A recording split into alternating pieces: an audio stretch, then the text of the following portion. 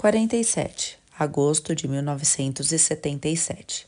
Aquelas primeiras semanas foram um turbilhão de fraldas, arrotos e longas noites em claro. Insisti para que Marina se mudasse para a casa principal, para que eu pudesse ajudar durante a madrugada. Acho que aqueles eram alguns dos meus momentos favoritos, quando Mai e eu estávamos sozinhos na calada da noite, apenas com os sons do lago como companhia. Ela me ensinou tanto, sem nunca dizer uma palavra. Por 30 anos, estive tão focado em encontrar Ellie e perseguir a profecia dada a mim por Angelina que havia me fechado para os outros. Eu era egocêntrico, obstinado e obcecado. Maia abriu meus olhos. Estou me sentindo vivo de uma maneira que não sentia por muitos anos. Marina diz que soube no momento em que pus os olhos em Maia que eu jamais conseguiria me separar dela. De fato, eu havia aceitado meu destino antes que o avião pousasse no Charles de Gaulle. Maia fora tão boazinha durante todo o voo e ouvira todas as histórias que eu conhecia sobre a mitologia das 7 irmãs. Embalar um ser humano tão inocente e frágil em minhas mãos envelhecidas me fez lembrar a lição mais reconfortante deste mundo. Aconteça o que acontecer, a vida prevalece. Fiquei nervoso em contar a Marina sobre minha decisão, preocupado que ela achasse que eu não estava preparado para o papel de pai. Mas não precisava ter ficado tão tenso. Na verdade, quando finalmente contei, o rosto dela se iluminou de alegria. Ai, que notícia maravilhosa, Cherie! Claro que é certo que você adote Maia legalmente. Você precisa dela tanto quanto ela precisa de você. Eu a abracei antes de afirmar o inevitável. Não posso fazer isso sozinho, Marina. Ela riu. E não deve mesmo. Eu vi você tentando trocar uma fralda. Acho que um orangotango teria se saído melhor.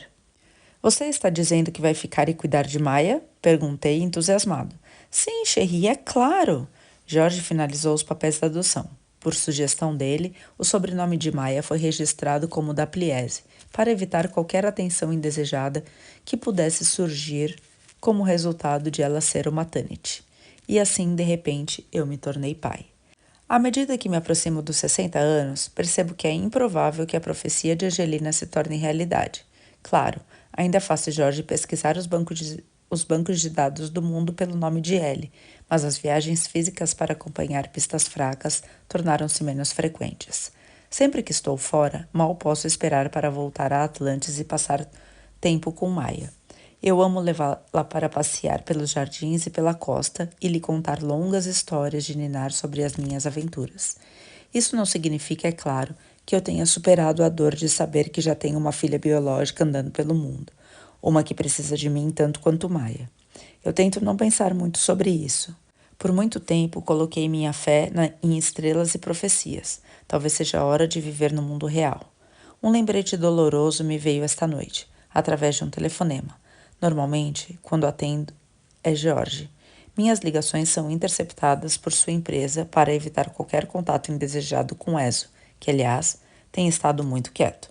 Boa noite, Jorge, falei ao atender. Alô, sou uma voz com sotaque norueguês. Horst? Perguntei. Ele e Astrid, junto com a família Forbes e Ralph Mackenzie, são os únicos com permissão para ter uma linha direta com Atlantis. Boa noite, Bo. Espero não estar incomodando você. Não, meu caro amigo, como você está? Perguntei, voltando ao norueguês sem esforço, se posso me gabar. Ah, fisicamente estou bem, assim como Astrid. Peguei o telefone e me sentei na cadeira de couro do escritório. Li sobre a última composição de Félix na revista The Instrumentalist. Bravo, você deve estar muito orgulhoso. A resposta de Horst foi sombria. Orgulho é a última coisa que tenho do meu neto. Ah, murmurei surpreso. Antes de entrarmos neste assunto, me diga, papai, como está a pequena Maia? Indagou ele. Incrivelmente bem, obrigado por perguntar, Horst. Ainda esta manhã eu a peguei lendo Ursinho Pooh em voz alta para si mesma. Na verdade, não lendo de verdade, ela só tem 3 anos. Mas ela estava ajustando sua voz para diferentes personagens, assim como eu faço quando leio para ela. Tive que me interromper para não parecer um pai babão. Horst riu. Crianças são uma bênção. Ela me ensina algo novo todos os dias, comentei, enrolando, sem parar, o fio do telefone no dedo. Mesmo quando é apenas como tirar manchas de chocolate de uma camisa. Fico muito feliz em saber que vocês dois estão se dando tão bem. Houve uma pausa na linha. E, quanto a Ellie, nenhuma novidade, infelizmente, Horst. A cada dia que passa, perco mais a esperança. Como você sabe, nunca vou parar de procurá-la, mas agora preciso me concentrar em Maia.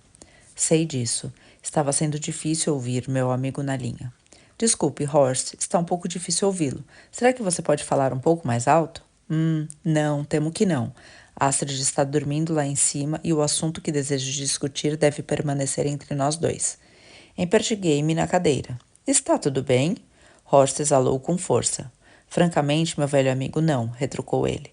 É Félix. Ele se meteu em uma situação bastante difícil. Entendo. Bem, estou pronto para orientá-lo no que puder. Como você sabe, Félix ficou famoso aqui em Bergen. Na verdade, em toda a Noruega. As pessoas o conhecem como o órfão do grande Pip Halvorsen e sua linda esposa Karine, que morreram tão tragicamente quando o filho ainda era um bebê. Houve reportagens sobre isso e ouso dizer que o filho pródigo começou a acreditar em seu próprio mito. Entendo, repeti sem saber ao certo o que dizer. Tudo isso foi agravado pelo fato de ele ter recebido uma posição como professor na Universidade de Bergen. Há muitas garotas jovens lá. Eu não gostava do rumo que a conversa estava seguindo. Garotas?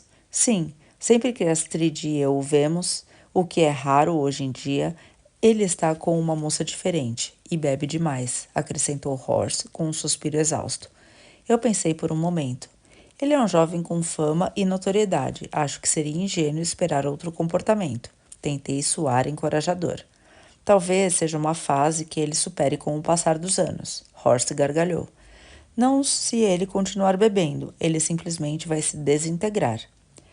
Pensei em que tipo de ajuda eu poderia oferecer. Existem algumas clínicas de reabilitação altamente respeitáveis por toda a Europa. Como você sabe, meu amigo, não há problema quando se trata de dinheiro. Talvez você me permita financiar um plano de tratamento para Félix? Obrigado, Bo, mas entendo que a chave para a reabilitação bem-sucedida é o desejo da pessoa em ser reabilitada, o que posso confirmar enfaticamente que Félix não tem.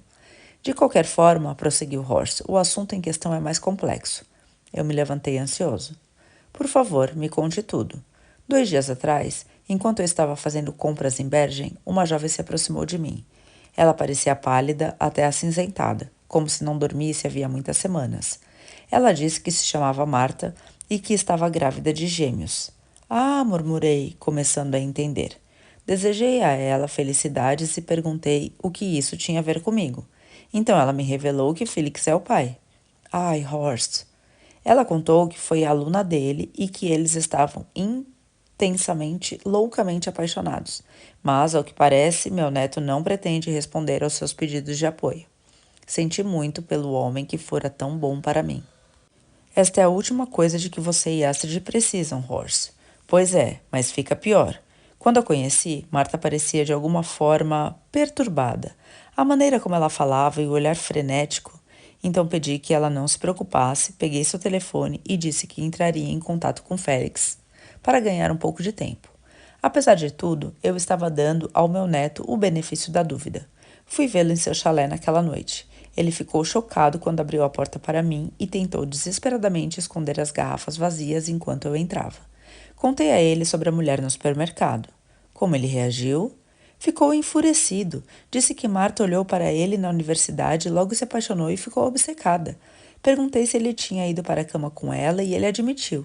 Então, naturalmente, falei que ele deveria vir comigo e assumir a responsabilidade por seus atos. E ele? Recusou-se categoricamente. Disse que Marta tinha um parceiro de longa data e fazia sentido que os bebês fossem do tal sujeito e não dele. Esfreguei os olhos. Entendo. Félix me contou que Marta sofre de problemas mentais, tantos que nem dá para mencionar. Ele me implorou para acreditar que ela é um perigo para ele. Eu ponderei a situação. E você acredita nele? Horst suspirou. Depois do meu confronto com Félix, encontrei Marta em um restaurante fora da cidade. Ela descreveu detalhadamente seus encontros românticos com meu neto, incluindo datas, e me parece que não resta dúvida. Félix é o pai. Eu não sabia como aconselhar Horst. Certo, foi tudo que consegui responder. Mas Horst estava claramente achando doloroso cada segundo daquela conversa. Acho que Félix está certo sobre Marta. Ela parece estar obcecada por ele, apesar do fato de eles terem estado juntos apenas 2 vezes. Não que isso justifique a atitude de Félix, mas pelo menos entendo o ponto de vista dele sobre a saúde mental da jovem. Fui até minha estante e peguei o sapo da sorte que Pipi me dera de presente no Hurtigruten. O bebê está bem? Perguntei. Bebês, respondeu Hort em tom desanimado. Como eu disse, ela está grávida de gêmeos. O ultrassom confirmou. Perdoe a ignorância. Esse exame é aquele em que os médicos veem uma imagem do bebê? Ou bebês, nesse caso? Sim. Horst levou um momento para se recompor. É aqui que as coisas se tornam absurdas. Perguntei a Marta se ela sabia o sexo das crianças. Ela assentiu e disse que estava esperando um menino. Mas quando me informou que a outra era uma menina, ela revirou os olhos e fez uma careta. Franziu o senho. Então ela ficou feliz em saber sobre o filho, mas não sobre a filha? Exato. Marta afirmou que ela e Félix teriam um menininho perfeito, o próximo homem brilhante da família Halvorsen. Horst emitiu um grunhido irritado. Quando perguntei sobre a menina, ela simplesmente deu de ombros, como se descartasse totalmente sua existência. Agarrei o sapo da sorte com força, como se desejasse de alguma forma que ele melhorasse a situação. Bom Deus, por quê? Como eu lhe disse, a jovem é muito perturbada. Astrid sabe alguma coisa dessa situação? Não. Não vou sobrecarregá-la com esse assunto até que seja necessário. E tenha certeza, vou ter que fazê-lo. São meus bisnetos, netos do meu filho amado. Não posso esconder de Astrid essa situação. Compreendi o sentimento de Horst. Sem dúvida, eu teria sentido o mesmo se tivesse no lugar dele. O que você planeja fazer? Horst respirou fundo. Não há chance de Félix aceitar sua responsabilidade de fazer o que é certo. Tenho vergonha do comportamento dele. Sua voz falhou um pouco, e o pai dele também teria. Horst pigarreou e recuperou a compostura. Desculpe, Bo. De qualquer forma, concluí que devemos acolher Marta depois que ela der à luz. Não estou convencido de que os bebês estarão seguros de outra forma. Devo ao meu filho e a Karine a garantia de que seus descendentes fiquem bem. A bondade daquele homem não tinha limites. Isto é muito nobre da sua parte, Horst. Mas, Bo, eu sou um homem de 93 anos. Meus dias estão contados e são bem poucos. Astrid tem 78 anos e viverá mais, mas quem sabe? Temos muito pouco dinheiro, a maior parte foi destinada à educação de Félix e a tirá-lo das situações complicadas em que se meteu. Não diga mais nada, Horst. Vou fazer um cheque. Obrigado, mas não é o seu dinheiro que quero lhe pedir. Então o que é, meu amigo? Ouvi Horst se movendo. O seu amor. Sei da alegria que Maia lhe trouxe nos últimos 3 anos. Há uma leveza em sua voz, uma música interior que eu não ouvia desde as noites em que tocávamos juntos em minha casa. Com uma criança, acredito que Astrid e eu vamos conseguir, mas com 2 provavelmente não. Meu coração disparou. O que você está me pedindo, Horst? A menininha. Você ficaria com a menina? Afundei de volta na cadeira em estado de choque. Como eu deveria reagir a um pedido tão importante? Horst, ele completou seu apelo. Eu sei que é mais do que um homem jamais deveria pedir a outro, mas na verdade não sei mais o que fazer, Bo.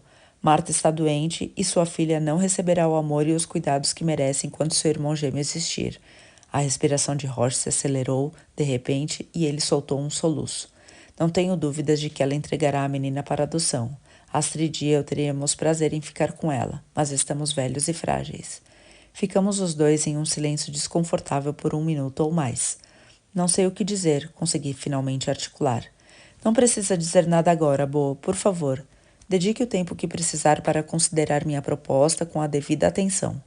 Eu decidi recorrer a você porque conheço o bom homem que é. Além disso, você é a única conexão que me resta com Pipi e Karine. Sei quanto eles o admiravam e quanto ficariam orgulhosos se você cuidasse da neta deles. A voz dele ficou embargada novamente. São palavras muito gentis, Horst. Era devastador ouvi-lo tão angustiado. Seja como for, sempre nos arrependemos de não ter dado um irmão a Pipi. Não tenho dúvidas de que a vida de Maia ficaria ainda melhor se ela tivesse uma irmãzinha com quem brincar.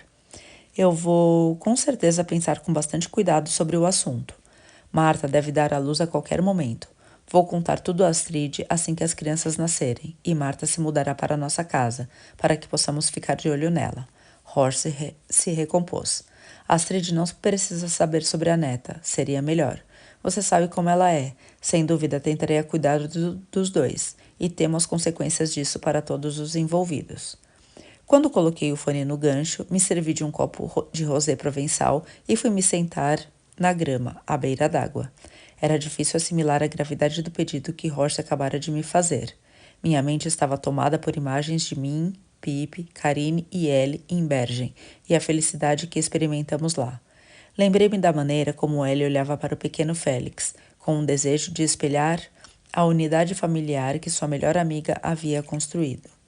Eu havia jurado que faria qualquer coisa para retribuir a gentileza da família Halvorsen. Olhei para os céus. Me oriente, Pip. Fale comigo, Karine. É isso que vocês querem? Pá, pá, pá, pá. Veio um gritinho agudo atrás de mim. Olhei para trás e vi Maia cambaleando em minha direção, a toda velocidade, seguida de perto por uma sorridente Marina. Olá, meu amorzinho. Eu a peguei e a segurei no colo. Você teve um bom dia? Sim, respondeu Maia com entusiasmo.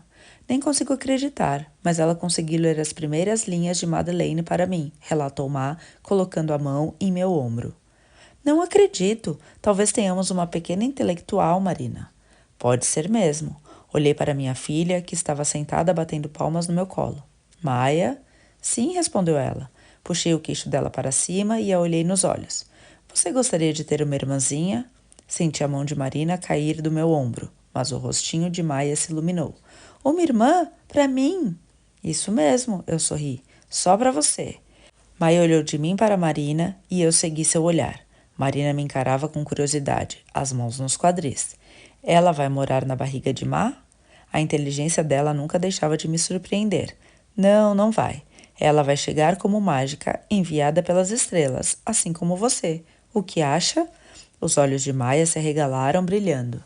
A gente vai poder ler histórias juntas? Perguntou ela. Claro, querida. Então sim, por favor. Eu ri. Tudo bem, então. Maia e eu vamos pensar nisso. Sim, isso mesmo, Maia, interveio Marina depressa. Vamos pensar sobre isso. Vamos, Cherry. É hora do seu banho. Naquela noite, convidei Jorge para Atlantis e ele, Marina e eu discutimos o assunto no terraço. Sei que você se sente compelido a fazer isso, Atlas, mas tem certeza de que pode assumir a responsabilidade? Uma segunda adoção certamente significará ainda menos tempo para viajar à procura de Ellie, salientou Jorge. Eu balancei a cabeça. Duvido que essa nova chegada consiga impactar esse lado das coisas mais do que cuidar de Maia já o faz. A verdadeira questão é para você, Marina. Você poderia lidar com outra recém-nascida? Atlas, você poderia me dar 100 bebês para alimentar e cuidar e eu ficaria feliz. Você sabe o quanto os amo, Cherry? Ela ergueu a sobrancelha, crítica. Mas da próxima vez, por favor, fale comigo antes de apresentar uma ideia dessas para Maia. Ergui as mãos assentindo. Peço desculpas, eu só queria saber qual seria a reação dela. Se ela não tivesse ficado tão animada, eu não daria tamanha atenção ao pedido de Horst. Ma assentiu. Eu entendo. Ela olhou para o lago tranquilo. Para dizer a verdade, acho que seus amigos ficariam eternamente gratos a você, comentou calmamente. Na manhã seguinte, liguei para Horst para confirmar que faria o que ele havia pedido. Ele chorou de alegria. Mais tarde, naquele dia, entrou em contato novamente para dizer que Marta ficaria muito feliz com a ideia. Perguntei se poderia encontrá-la para confirmar isso por mim mesmo, mas Horst me aconselhou que seria melhor para a bebê se Marta não soubesse quem eu era, devido ao seu estado mental. 3 dias depois, recebi a notícia de que Marta dera à luz, e Marina e eu pegamos o jato para Bergen. A garotinha que levamos para Atlantis era notável pelo tufo de cabelos ruivos que adornava sua cabeça.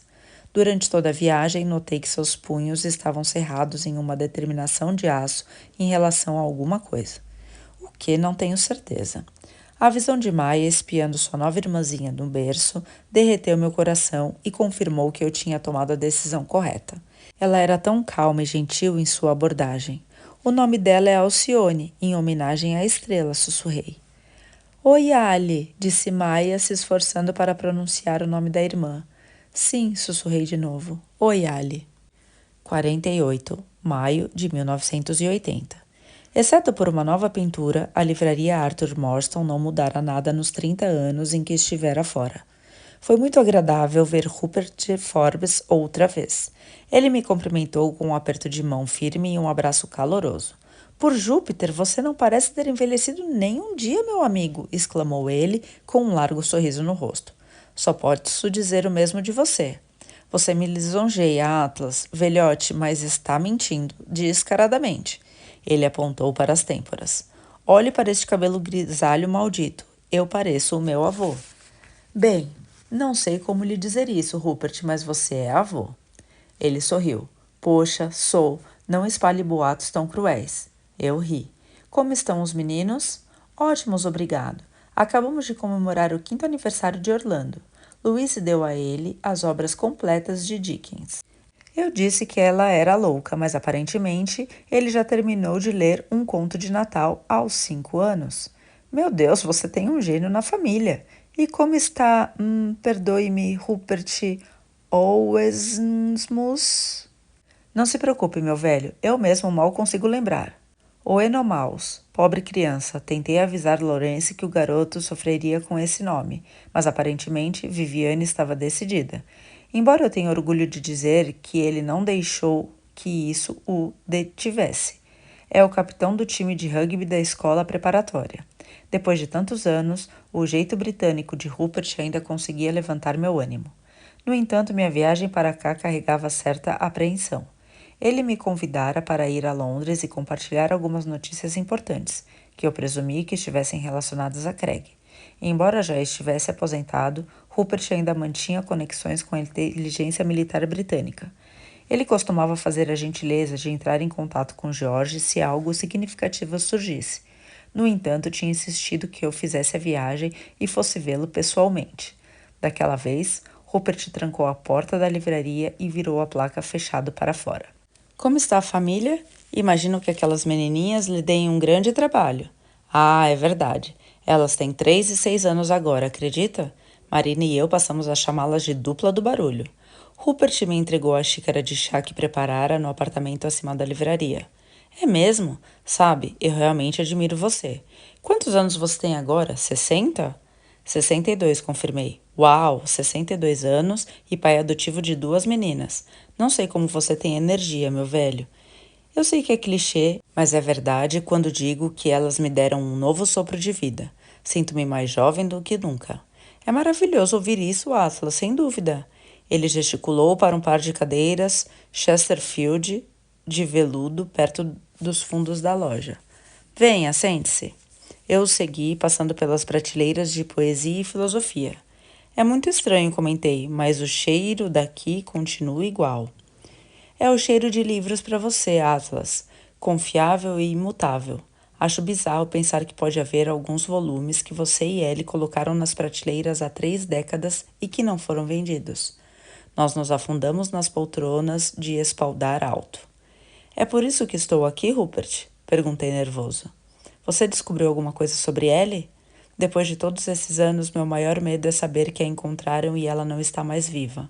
Rupert balançou a cabeça. Desculpe, velho amigo. Nada ainda quanto a isso. Ele suspirou. Estou muito envergonhado por não ter tido bons resultados nessa busca. Ele tomou um gole de chá. Onde quer que ela esteja, está muito bem escondida. Eu balancei a cabeça, solene. Eu sei. Por favor, não se culpe, Rupert. Jorge contratou detetives particulares e empresas de inteligência no mundo todo para procurá-la. Ninguém encontrou nada. Ele franziu o senho. Isso é muito atípico. Normalmente, quando uma pessoa desaparece, alguma coisa fica para trás. Uma pista que nos ajuda a encontrá-la. Mas é como se a sua hélice tivesse desaparecido no ar. Admiro você, Atlas. Está procurando por ela há quantos anos? Uns 30? E nunca desistiu? Eu nunca me perdoaria se desistisse, comentei baixinho. Eu sei. Quanto a essa pedra no seu sapato que dura tanto tempo, Craig Ezo, ele deu de ombros. O homem ainda parece estar escondido naquele seu enorme complexo. Sim. Olhei para a porta que dava para o apartamento onde Ellie e eu nos escondemos 3 décadas antes. Só posso supor que, quando perdeu a esposa, ele perdeu também a vontade de viver. Ele simplesmente desistiu da caça. Rupert estreitou os olhos, contemplando aquela possibilidade. Acho que é uma teoria coerente. Quantos anos o filho teria agora? Levei um momento para calcular. Acho que mais ou menos a mesma idade de Maia, talvez 6 ou 7. Pobre menino. Já é difícil perder a mãe e ainda ter aquele psicopata como pai. Não consigo imaginar como deve ser para ele. Eu nunca havia pensado naquilo. Tem razão, Rupert. Não invejo Craig Jr. Não, de fato não. Ele puxou a xícara da mesa. Agora vamos ao assunto em questão, se você não se importar. Sim, por favor, prossiga, estou intrigado. Certo, começou Rupert juntando as pontas dos dedos. Bom, por onde começar? Você se lembra da separação entre os Van Hans e os Forbes nos anos 1940? Quando o pai de Louise, Art, morreu e Ted herdou Hightweld? Sim, lembro claramente. Ótimo. Então você sabia que Ted se casou com uma irlandesa chamada Dixie e juntos tiveram Michael? Vagamente. A linhagem de Ted Van Ham dificilmente esteve em algum momento na minha lista de prioridades. Não se preocupe, os detalhes não são importantes. Voltando um pouco mais, você tem alguma lembrança de uma mulher chamada Tessie Smith do seu tempo de Hightweld? Eu não ouvi aquele nome havia muito tempo, mas eu não tinha me esquecido das difíceis circunstâncias da pobre mulher. Lembro sim, ela era uma das garotas da terra. Rupert pareceu satisfeito. Exatamente, meu amigo. Tomei um pouco de chá enquanto tentava me lembrar da moça. Na verdade, Tessie era muito amiga de Ellie. Rupert assentiu. Imaginei que poderia ter sido esse o caso. Ele respirou fundo. Agora prepare-se. Estou em posse de uma bomba da família Van Ham. Basicamente, não há uma maneira delicada de colocar isso, mas Tess engravidou de Ted e foi financeiramente compensada por Flora. Completei, desarmando rapidamente a sua bomba. Rupert pareceu um pouco decepcionado. Certo, então era de conhecimento geral entre os funcionários. Dei uma pequena risada com sua resposta indignada. Ele pareceu mortificado. Desculpe, não quis ofendê-lo. Eu ergui a mão para tranquilizá-lo. Você não me ofendeu, falei, em resposta à sua pergunta. Sim, temo que todos nós sabíamos. Tessie não fez segredo. Rupert apoiou a cabeça nas mãos e soltou uma risada forçada. Ai, meu Deus, Ted era uma alma atormentada. Ele pareceu reorganizar os pensamentos. Para mantê-lo atualizado, Tessie morreu há 5 anos, em 1965. Lamento saber disso. Você sabe se ela deu à luz o filho de Ted? Sim, o nome dela é Patrícia Brown. Brown, o sobrenome do homem com quem ela se casou, também já falecido. Entendo. Era um pouco difícil de acompanhar, mas eu me esforcei ao máximo. Bem, para ser totalmente sincero, prosseguiu Rupert, até as últimas semanas eu não sabia nada sobre a situação que estou descrevendo. Pelo que entendi, Louise estava bem a par de tudo, mas nunca pensou em me contar, pois era um assunto pessoal de Tessie. Eu sorri diante da lealdade de Louise. A mãe dela ficaria orgulhosa. Por que você está me contando tudo isso, Rupert? Ele olhou ao redor da livraria vazia, como se procurasse algum ouvido indesejado. Não tive dúvidas de que era um hábito que ele havia adquirido em seus anos no serviço secreto. Há alguns dias recebi um telefonema do Palácio de Buckingham. Palácio de Buckingham? O da família real britânica? Perguntei atordoado. Rupert pareceu satisfeito com minha resposta. Correto. Embora não fosse Sua Majestade em pessoa fazendo a ligação. Era um membro da equipe de inteligência real. Ele parou por um momento e foi difícil não atribuir isso ao desejo de um efeito dramático. De qualquer forma, para encurtar a história, tenho uma notícia da qual ouso dizer que você não sabia. Fiquei apreensivo. O que é? A mãe de Louise, Lady Flora Van Ham, nascida Flora MacNichol, era filha ilegítima do rei Eduardo VI. Para ser justo com Rupert, sua pausa dramática foi merecida. Eu balancei a cabeça, perplexo. Como é que é? Rupert abriu um sorrisão. Ele estava gostando de cada segundo daquilo. É a verdade, não tenho dúvidas. Dei uma gargalhada chocada. Que incrível! Louise sabia dessa parte da história? De jeito nenhum, e deve continuar assim. Rupert de repente ficou sério. Ela ainda não sabe? Não, como membro do Serviço Secreto de Inteligência, meu dever de ofício é manter essas informações confidenciais, como o palácio exige. E estendi os braços e olhei ao redor da livraria. Bem, Rupert, ainda bem que não estou trabalhando para os soviéticos, não é? Considerando que você não compartilhou essa informação nem com sua esposa, por que diabos está me contando? Vou chegar lá em um minuto. Ele levou um momento para formular a frase seguinte. Quando uma pessoa é descendente direta de um monarca britânico, a família real monitora as coisas. Rupert se mexeu na cadeira, inquieto, para, você sabe, evitar qualquer constrangimento que possa prejudicar sua imagem, sugeri. Isso mesmo, confirmou Rupert. Como tal, o palácio tem seguido a dinastia MacNicol com interesse. E assim eles observaram Tess Smith, que, segundo todos os relatos, levou uma vida tranquila e, em grande parte, desinteressante. Então por que eles sentiram a necessidade de entrar em contato com você? Perguntei. Rupert pigarreou. A filha de Tess e Ted, Patrícia, não é do tipo tímido e reservado que o palácio aprova. Ela é uma católica ferrenha a ponto de criar problemas. Como é mesmo? Vasculhei na cabeça a expressão inglesa correta. Fogo e enxofre. Rupert estalou os dedos. Exatamente. É o que o palácio me contou. A própria Patrícia tem duas filhas. A primeira, Petula, nasceu há 18 anos. Ela parece estar indo muito bem e é uma estudante da minha própria alma mater, a Universidade de Cambridge. Fiquei feliz em saber disso. Que conquista maravilhosa, considerando os desafios que ela deve ter enfrentado na vida. Eu não poderia concordar mais. Agora, a segunda filha, há uma diferença de idade significativa. Na verdade, parece que Patrícia acabou de dar à luz. Eu continuava me esforçando para acompanhar toda a história. Você não mencionou que o marido dela havia morrido? Rupert assentiu. Exatamente. O palácio não consegue encontrar nenhum registro do pai do novo bebê. Podemos, portanto, supor que a criança foi concebida fora do casamento, o que enojaria a comunidade católica de Patrícia.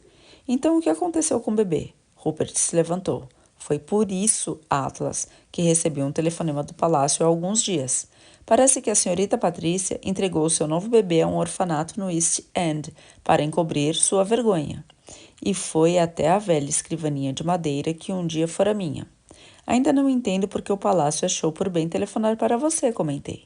Se eles estão preocupados com danos à reputação, como diabos um bebê que não sabe nada da sua própria história poderia revelar aos tabloides que tem um direito distante ao trono? Rupert deu de ombros enquanto vasculhava alguns papéis.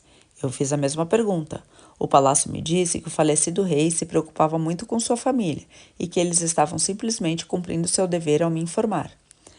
Ele fez uma pausa e olhou para a movimentada Kingston Church Street. Suponho que o objetivo neste caso em particular seja que o bebê encontre um lar adequado. Eu me levantei e fui até a mesa. Mas eles não informariam qualquer um, então presumo... Não, você está certo neste ponto. É porque eu fiz parte do MI5. Então, o palácio está esperando que você tome alguma providência em relação ao que lhe foi informado? Rupert não ergueu os olhos e continuou a vasculhar os documentos. Com certeza isso é parte da coisa, sim. Ele se deparou com o que estava procurando. Bem, eu tenho uma coisa aqui para você, disse ele, me entregando um envelope branco. Estava endereçado em uma caligrafia desordenada. Eleanor Tanit e ou Louise Forbes na livraria. Algumas semanas atrás, deixaram isso aqui na caixa de correio, junto com uma carta para Louise e um bilhete do advogado de Tess. O bilhete se desculpava pelo tempo que ele levou para descobrir quem era Louise Forbes na livraria. Examinei o envelope, que não estava selado. Você já leu isso? Não, meu velho, mas li o de Louise e imagino que o conteúdo seja semelhante. Abri o envelope e examinei a carta. Olá, Eleanor. Espero que esteja bem, minha querida. Desculpe-me por não ter entrado em contato em todos esses anos. Espero que você se lembre de mim. Eu não tenho passado muito bem ultimamente e só queria ter certeza de que escrevi para todos os que foram gentis comigo naqueles dias em Hightweld. Você, em especial, sempre foi muito amiga. Como sabe, aquela época foi muito difícil e nem todo mundo achava que eu tinha agido certo ao contar às pessoas sobre mim, Ted e o bebê. Mas você me disse que eu deveria defender a mim mesma e que tudo terminaria bem. E quer saber? Você tinha razão. Tive uma linda menininha, Patrícia, que me deu muita alegria ao longo dos anos. Mesmo que seja um pouco difícil de vez em quando, ela tem um bom coração. Ela e o marido também me deram uma linda neta. No final das contas, deu tudo certo. De qualquer forma, vou encerrar agora para me poupar mais divagações. Só queria agradecer enquanto ainda tenho fôlego nos pulmões. Mande meu amor para aquele seu companheiro também. Com amor, de sua amiga, Tessie. Guardei a carta de volta no envelope. Eu não sabia que a amizade de Ellie significava tanto para ela. Nem eu em relação a Louise, respondeu Rupert. Ela ficou muito emocionada depois de ler a carta. Foi muito gentil da parte de Tessie enviar isso, não foi? Diz muito sobre o caráter dela. Diz sim, concordei em voz baixa. Só lamento não termos conseguido entregar a carta que você acabou de ler à destinatária de Tessie. Eu também, sussurrei. Um silêncio reflexivo parou entre nós e encarei meu velho amigo. Eu sei o que você vai me pedir, Rupert. Ele assentiu lentamente. Antes que você diga qualquer coisa, eu já considerei todas as opções. Sou uma década mais velho que você e Louise não fica muito atrás. Claro, pensei em pedir a Lawrence e Viviane, mas eles vêm enfrentando dificuldades para pagar a escola dos meninos, cuja mensalidade está bem acima de suas posses. Para piorar as coisas, acabaram de descobrir que o jovem Orlando é epilético. Eles não têm como cuidar de outra criança. Eu respirei fundo. E o lado da família de Ted? Você sabe, aqueles que vivem na enorme propriedade rural. Não há espaço suficiente para o bebê lá? Rupert passou as mãos pelo cabelo. Você tem razão. Ted e Dixie ainda moram em Hightwell. O filho deles, Michael, é um homem decente. Na verdade, acabou de ter uma menina, Marguerite. Ela não gostaria de um companheiro de brincadeiras, Rupert? Ela é literalmente uma parente de sangue. Rupert colocou a mão no meu ombro. Por favor, acredite em mim quando digo que levei isso em consideração. Mas os efeitos indiretos de compartilhar com Michael qualquer informação sobre esse caso podem perturbar o palácio. Aquele comentário me irritou. Por que a indiscrição de um depravado deveria se tornar meu problema? Bem, não iríamos querer uma coisa dessas, não é mesmo? Comentei, afastando-me alguns passos e tentando me acalmar olhando as ilustrações expostas na sessão infantil. Para ser muito sincero, meu velho, não. A firma pode ser bastante agressiva quando quer, pode acreditar. Há uma razão para eles existirem por tanto tempo. Eu ouvi tomar um gole nervoso de chá. Olhei para os volumes perfeitamente organizados de Alice no País das Maravilhas que, sem dúvida, haviam sido colocados ali com muito cuidado por Louise. Peguei um, abri e inalei sua essência de baunilha. Virando-me, dei uma olhada na loja e fui transportado de volta aos dias inebriantes em que Ellie e eu fazíamos pouco mais do que ler e reabastecer as prateleiras. Não tínhamos nada, apenas um ao outro, e éramos felizes. Nada disso teria sido possível sem a gentileza de Rupert e Louise e, antes deles, Art e Flora. Assim como os Halvorsens, eu havia prometido a mim mesmo que faria qualquer coisa para retribuir a família Vaughan. Eu já sabia qual seria a minha resposta, mas queria que Rupert se estressasse um pouco mais. Entendi. Então não é apropriado que a família de Ted carregue o fardo do seu erro, mas é para mim, o Sr. Tunt, o jardineiro, comentei, erguendo as sobrancelhas para ele. Minha pergunta teve o efeito desejado, e o normalmente cometido Rupert parecia prestes a entrar em combustão. É claro que não, caro amigo. Não estou aqui para exigir ou forçar uma coisa dessas, mas o fato é que você recentemente adotou duas garotinhas maravilhosas e deu a elas mais amor do que jamais poderiam ter sonhado, além de uma vida incrível. Quando ouvi sobre esse bebê precisando de uma família, minha mente imediatamente se voltou para você. Assenti. Sim. Quando você coloca dessa forma, suponho que eu seja uma solução lógica. Olhei para ele com firmeza, sem dar nenhuma resposta. E então, Rupert parecia ansioso.